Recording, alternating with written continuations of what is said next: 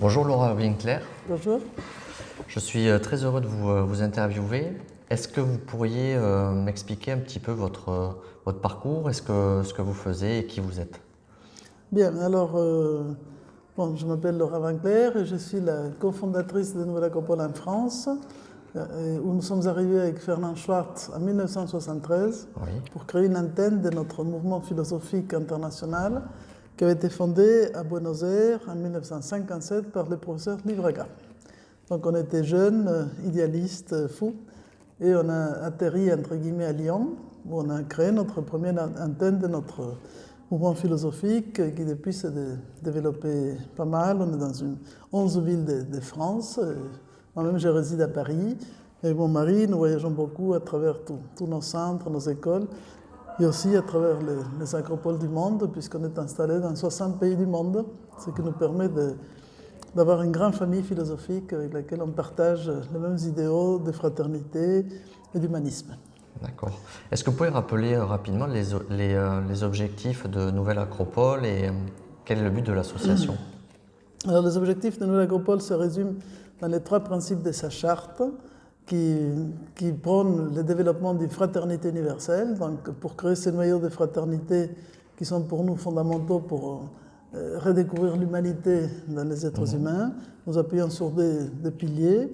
Un qui est le développement culturel, c'est-à-dire l'étude comparative des sciences, de philosophie, de tout ce que l'humanité a créé de meilleur dans les différentes facettes de la pyramide culturelle humaine, pour que justement on puisse développer la fraternité par une compréhension de l'évolution de la pensée humaine et le meilleur que chaque civilisation a pu créer. Mais cette étude tout seul ne serait pas suffisant, puis ça pourrait faire des encyclopédistes. Oui. Donc il faut les compléter par le développement intérieur de l'être humain, de ses qualités, ses capacités, de vivre en harmonie avec les lois de la nature. Donc un développement intérieur, une connaissance, des actions de volontariat, d'aide, de services, et tout cela dans une expansion culturelle avec un fond de réflexion philosophique pour apprendre à se connaître soi-même. Et pour nous, c'est la condition pour qu'à travers la transformation des individus, on puisse favoriser l'émergence d'une humanité, une civilisation plus humaine. D'accord.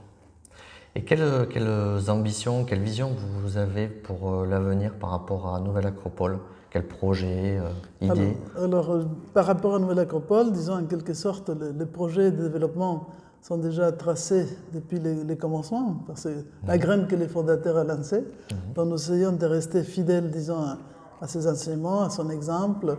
On a un programme d'études très large et petit à petit, à mesure que notre mouvement se développe à travers le monde, selon les individus qui participent de ces projets, ça nous permet d'élargir les voies d'expression. Donc on a des acropoles dans certains pays d'Amérique latine, comme au Brésil et au Pérou, qui ont suffisamment de membres et d'installations, disons, dans la société pour faire un apport vraiment culturel et civilisateur très important. Au Pérou, par exemple, on introduit des concours de musique dans les écoles qui, petit à petit, ont permis d'introduire l'étude de la musique dans les écoles péruviennes, ce qui n'existait pas au commencement. Et on fait aussi beaucoup d'actions éducatives, sanitaires, culturelles.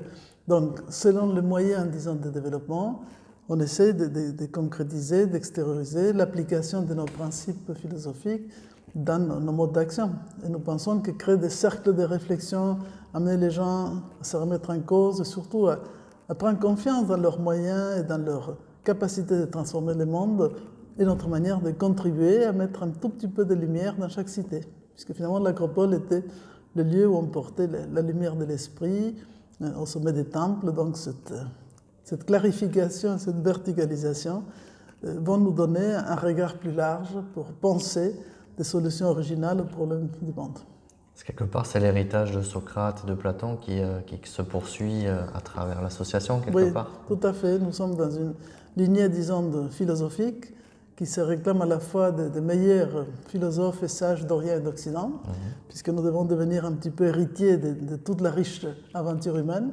Mais nous avons appris des écoles de philosophie classique et surtout de la démarche socratique, la voie du dialogue, la voie de la remise en cause, d'apprendre justement à combattre en quelque sorte notre pire ennemi, qui est l'ignorance, la petitesse, le fanatisme, pour que petit à petit, l'amour de la vérité, de ce qui est juste, beau et noble, puisse habiter de nouveau le monde. Donc effectivement, ce sont un peu nos maîtres à penser. Alors du coup, pour parler un petit peu de vous, je sais que vous êtes proche de la pensée jungienne. Est-ce que vous pouvez en dire quelques mots justement? Oui, disons, il y a deux choses dont je suis un peu tombée amoureuse depuis quelques années et qui sont mes voies d'expression spécifiques à l'intérieur de notre école de philosophie. C'est la pensée de Jung et l'astrologie. L'astrologie en tant que langage symbolique me parle beaucoup, je travaille beaucoup aussi ce sujet, qui n'était pas étranger à Jung puisqu'il a considéré la somme des connaissances psychologiques de l'Antiquité. Il avait un grand respect pour l'astrologie. Mais ce qui m'intéressait quand j'ai découvert la pensée jungienne, c'est voir une sorte de pionnier du XXe siècle qui était très préoccupé d'abord par toute la problématique de ce qu'il considérait la névrose du monde occidental. Il y avait une scission entre les conscients et l'inconscient, disons entre les logos et l'éros, entre la pensée et les sentiments, qui se traduisait aussi par les conflits entre les masculins et les féminins, quelque part, et qui aspirait à inviter les individus, pas seulement les malades, mais aussi les, entre guillemets, prétendument bien portants, à avoir le courage d'oser d'une manière plus consciente les voyages vers l'intériorité, vers l'accomplissement d'eux-mêmes en tant que totalité, qu'il définissait sur un mot qu'il a un petit peu défini. Il n'a pas inventé les fonds du concept, mais il a redéfini en termes psychologiques ce qu'il va appeler les processus d'individuation.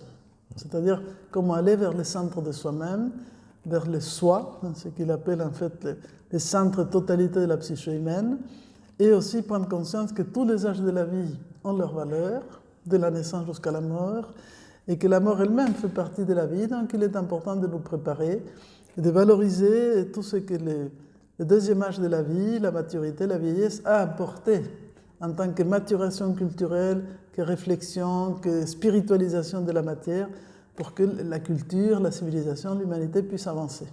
Donc, il a enrichi beaucoup, disons, la pensée européenne, occidentale du XXe siècle. À mon avis, il n'est pas encore vraiment compris ni exploré dans sa totalité. Il a réhabilité la pensée symbolique et aussi la valeur universelle de ce qu'il appelle l'inconscient collectif, qui va donner une grande valeur à l'apport culturel de toutes les civilisations, puisqu'à fond, chaque moment, disons, de l'aventure humaine, chaque culture, chaque civilisation pioche dans les mêmes racines et les traduit sous des formes spécifiques. Donc, pour développer une fraternité humaine et philosophique, c'est une bonne source, parce que, en fait, on est capable de reconnaître la valeur de l'universel dans chaque expression culturelle particulière. D'accord. Qu'est-ce qui vous anime, qu'est-ce qui donne du sens à vos actions dans votre investissement dans Nouvelle Acropole, mais au-delà de ça, qu'est-ce qui fait sens pour vous? Ce qui m'anime, disons, c'est déjà par rapport à mon expérience de formatrice, puisque je donne des cours, j'écris des ouvrages, je fais des conférences et des séminaires, c'est toujours pouvoir toucher les âmes, communiquer, partager, éveiller, et donc justement rendre vivante la philosophie comme source de réflexion qui permet aux individus véritablement de se connecter avec eux-mêmes, comment dirais-je, de développer le courage d'avancer chaque jour dans la difficulté. Donc quand je vois la jeunesse, et les jeunes et les moins jeunes, mais disons tous ces gens qui pratiquent et qui partagent, nos compagnons d'aventure philosophique, progresser dans leur vie, pour moi c'est la meilleure stimulation pour continuer à avancer, à réfléchir, essayer d'apporter des synthèses. Je ne suis pas un génie créateur, mais j'ai une certaine capacité pédagogique de transmission, donc je me contente d'être un maillon d'une chaîne et, disons, de la vie qui traverse cette chaîne, et ce qui me fait vivre aussi et qui donne du sens à mon existence. D'accord. Est-ce que vous pouvez nous parler un petit peu de vos ouvrages, de vos derniers ouvrages Alors, effectivement, mes ouvrages se sont faits un tout petit peu au gré des opportunités, mais je dirais que l'axe, il y a par exemple un axe qui relie un certain nombre de mes ouvrages. J'écris un petit ouvrage qui s'appelle « Comprendre les âges de la vie et trouver le sens », qui est paru à peu près dans les années 90, qui traite justement sur les âges de la vie, et donc inspiré à la fois sous une vision astrologique à travers les cycles de l'existence, et également justement pour comprendre un peu ce processus d'individuation. Maintenant que j'ai vu aussi tout le travail que Jung avait fait là-dessus, que j'ai découvert un petit peu plus en détail après avoir écrit l'ouvrage, j'ai l'intention de le réécrire si possible en intégrant la vision jungienne de manière plus précise. J'écris aussi, je suis passionné par la vie, par les cycles, par les transformations des choses. Et donc j'écris aussi un autre petit livre qui s'appelle L'ère du Verseau, pour faire comprendre les grands cycles de l'histoire, à partir de l'ère de Lion, pour que les gens se situent avec une perspective de 12 000 ans, ce qu'on n'a pas l'habitude, mais c'est intéressant de nous situer dans les longs termes pour comprendre les courts termes, donc c'est un ouvrage aussi de divulgation et clarification là-dessus. Ensuite, j'ai travaillé beaucoup à partir des courants de ce qu'on appelle la psychologie des archétypes, qui s'est développée aux États-Unis, inspirée bien sûr de Jung, avec un auteur qui s'appelle John Schollenbollen, une femme extraordinaire, et qui a travaillé beaucoup sur les archétypes des dieux intérieurs dans la clé gréco-romaine. Ça m'a beaucoup inspiré, donc j'ai écrit un ouvrage sur femmes, filles et déesses, et ensuite sur les dieux intérieurs, avec les travaux sur ces archétypes qui vont évoquer, selon Jung, la progression de l'anima animus d'un être humain, depuis l'adolescence jusqu'à la vieillesse, avec des petits tests pour que chacun puisse trouver l'archétype dominant. Et maintenant que j'ai travaillé les archétypes masculins, féminins, les grands cycles, le dernier ouvrage que j'ai fait, c'est l'alchimie du couple, puisqu'une fois que je les étudiais séparément, je les ai combinés un peu comme dans la tanneur alchimique, pour voir comment la combinaison du yang et du yin, du logos et de l'éros peuvent conduire à ce qu'on appelle la hiérogamie, l'union sacrée du roi et de la reine, qui dans la tanneur alchimique donne naissance à l'enfant divin, c'est-à-dire l'émergence du soi, du spirituel, de l'être dans sa totalité. Donc voilà mon dernier petit ouvrage qui vient de sortir. Et quel regard vous portez sur notre monde et l'évolution de notre société? Bon, comme on a parlé récemment dans une conférence, disons, nous voyons cela, nous sommes en train de transcender ou de dépasser en quelque sorte les erreurs de la modernité. Donc la modernité était remise en cause par la postmodernité, mais nous accédons à ce qu'on appelle la transmodernité, c'est-à-dire le temps de la transition, parce que maintenant il ne fait plus doute, disons, au monde dans lequel nous sommes, qu'il faut changer quand même un certain nombre de choses, changer les mentalités, changer la vision du monde, réintégrer l'homme dans la nature, dans la vie. Enfin, nous sommes assez responsables de toute la, comment dirais-je, la décrépitude, la dégradation de notre planète. Donc, nous devons changer notre conception de l'homme, changer notre conception de la nature pour pouvoir nous réinsérer, enchanter le monde. Donc, nous nous considérons dans notre mouvement philosophique qui plante des petites graines ou des petites lumières à travers le monde, disons, partie intégrante des acteurs dynamiques de cette transformation. Donc, nous sommes des agents de la transition, en quelque sorte messagers de l'ère du Verseau.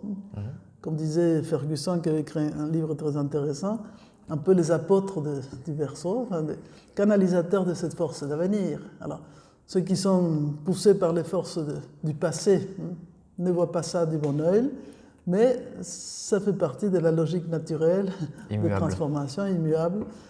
On est dans l'immuable et dans l'immutable, donc il faut accepter ces transformations, transmettre des messages qui passent essentiellement par, en quelque sorte, le vieux dicton « Aide-toi, le ciel t'aidera ». Nous voulons un monde meilleur, plus beau, plus humain, plus civilisé, plus juste. Eh bien, nous devons être les acteurs de cette transformation, comme disait Gandhi. Donc, et à l'Acropole, c'est notre travail. En toute simplicité, en toute humilité, on n'est pas les sauveurs de l'humanité, mais nous sommes les petites colibris, comme dirait Ravi, qui apportent leurs petites pierres ou leurs petites gouttes à l'édifice de la transformation. Et nous sommes confiants parce que la vie est puissante, extraordinaire. Donc, donnons opportunité à la vie, donnons l'opportunité aux nouvelles générations, et que les anciens et toutes les générations qui se sentent, comment dirais-je, appelés par cette grande transformation, prennent courage pour participer modestement et fortement de cette mutation du monde. Donc, comme dirait Roudiard, pessimiste pour le court terme, optimiste pour le long terme. En tout cas, merci beaucoup pour votre témoignage et puis au plaisir de vous réinterviewer. Merci beaucoup. Merci. Au revoir.